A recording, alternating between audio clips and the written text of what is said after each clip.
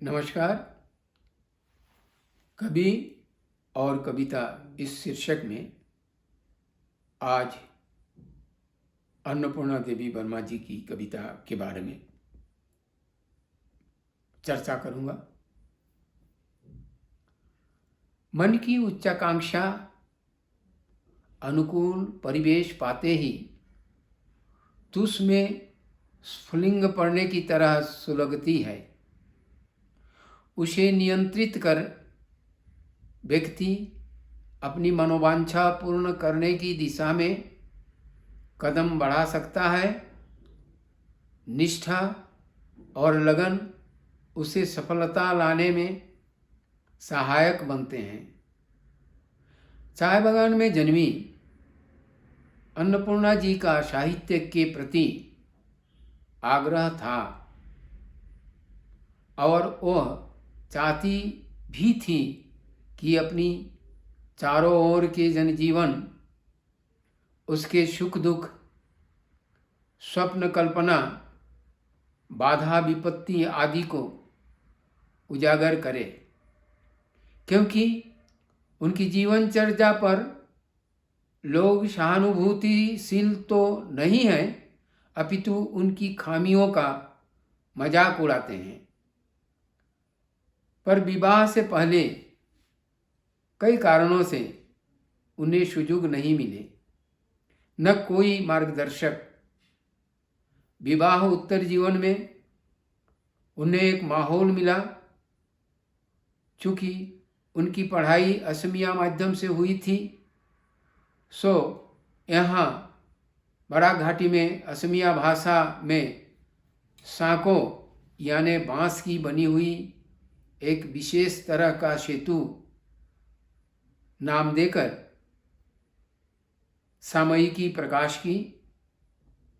साँको के कई संख्या प्रकाशित हुई और प्रशंसित भी हुई। बाद में यहाँ असमिया भाषा का उत्साह व्यंजक स्थिति न रहने के कारण साँको बंद हो गई। अन्नपूर्णा जी इसी बीच श्रीभू जननी कांदे और निजरा नाम से अपने 2 काव्यग्रंथ प्रकाशित की। एक काव्य संकलन धारा, जिसमें घाटी के अनेक लोगों की कविता असमिया में अनुवाद कर प्रकाशित की।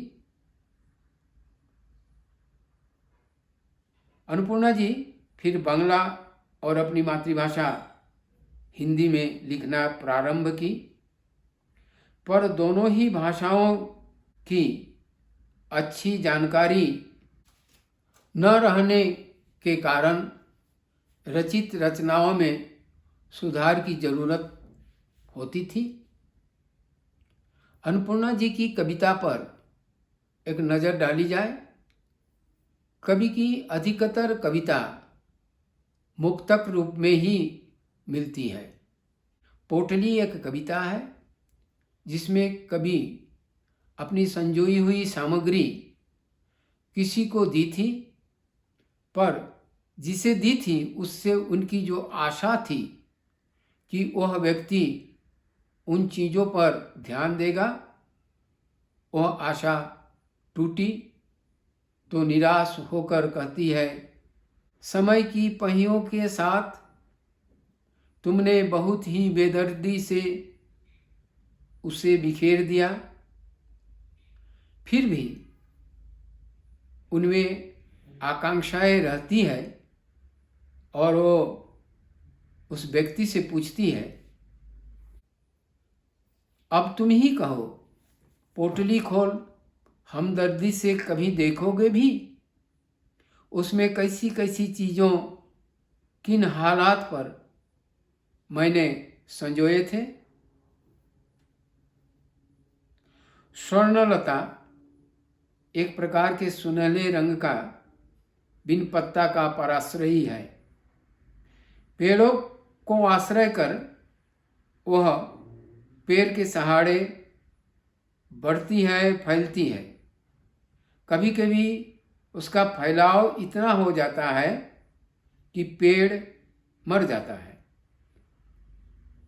लता आकाश की ओर बढ़ नहीं पाती, बस केवल छितरती है, फैलती है।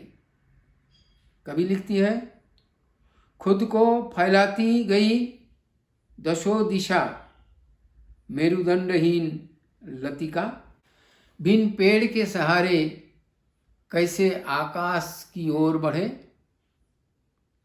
कभी मन स्वर्णलता की विवशता पर सहानुभूतिशील हो वृक्ष से सवाल करती है, उसकी विवशता पर तुम मुस्कुरा रहे हो वृक्ष। कभी लक्ष्य करती है, स्वर्णलता पेड़ की जीवनी शक्ति को चूस लेती है, पेड़ नीरस हो जाता है। भोजन न मिलने पर स्वर्णलता भी मर जाती है। गोपियां कृष्ण के बंसी के मधुर तान सुन घर छोड़ उन्हें ढूंढने निकलती थी। सवाल नामक कविता में अपनी भावना को निम्न रूप से कवि अंकित करती है। तेरी बंसी के मधुर तान मुझे खोज लाई, 7 समुद्र 13 नदी पार। मन में ज्वार भाटा मधुर शाद, मधुमक्खियों के हूल को भी सहन की, जब जैसा मिला। और फिर आजकल रसोई घर चूल्हे की आग में, प्रेशर कुकर की सीटियों में मैं भी जल रही हूँ।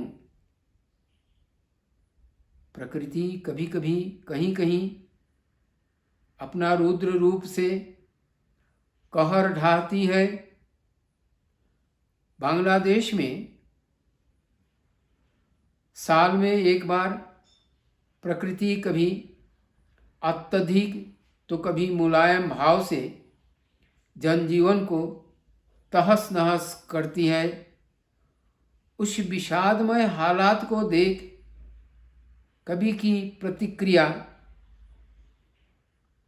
आज बांग्लादेश मानव, जीव जंतु, पेड़ पौधे सभी की हालत एक सी, कौन किसकी सुने।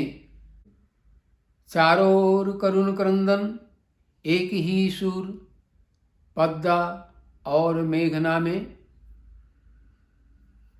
मूक और मुखर जीव जगत की हाल कवि की दृष्टि में एक ही तरह, कोई फर्क नहीं, और वह है प्राकृतिक तांडव से हाहाकार, आर्तनाद और क्रंदन। रामचरितमानस संत कवि तुलसीदास जी का एक अनमोल देन है। इसमें जो भी रमता है, भक्त, कवि, पंडित, तत्ववेत्ता, साहित्य के हर गुण इसमें उन्हें मिलता है। नाना पुराण निगम आगम तथा अन्य बहुविध सामग्री और अपनी अनन्या भक्ति से तुलसीदास जी ने इस ग्रंथ को सर्वसाधारण के लिए अत्यंत रोचक ढंग से प्रस्तुत किया है।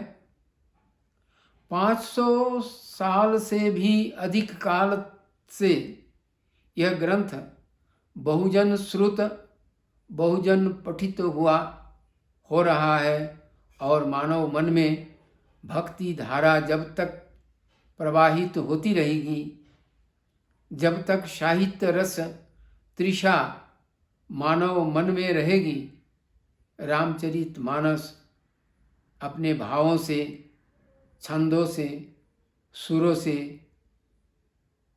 सबको मुग्ध करता रहेगा। अन्नपूर्णा जी लिखती है, सब रस का संगम है मानस, है सब रस का भंडार।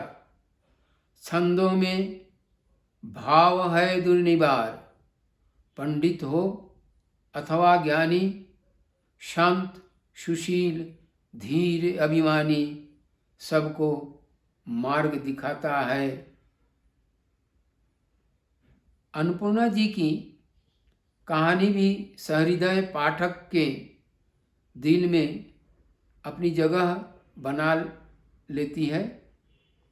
सांसारिक कर्मों के अंतराल में जब उन्हें समय मिलता है तभी कुछ साहित्य चर्चा, साहित्य सर्जन करती है। उनमें आग्रह है पर गहनता का कुछ अभाव दिखता है, और आकांक्षा है पर उन्हें वास्तवायित करने का प्रयास में और अनेक अधिक श्रम जरूरी है। उनसे बराक घाटी का हिंदी साहित्य कुछ ठोस उपहार की आशा कर सकता है।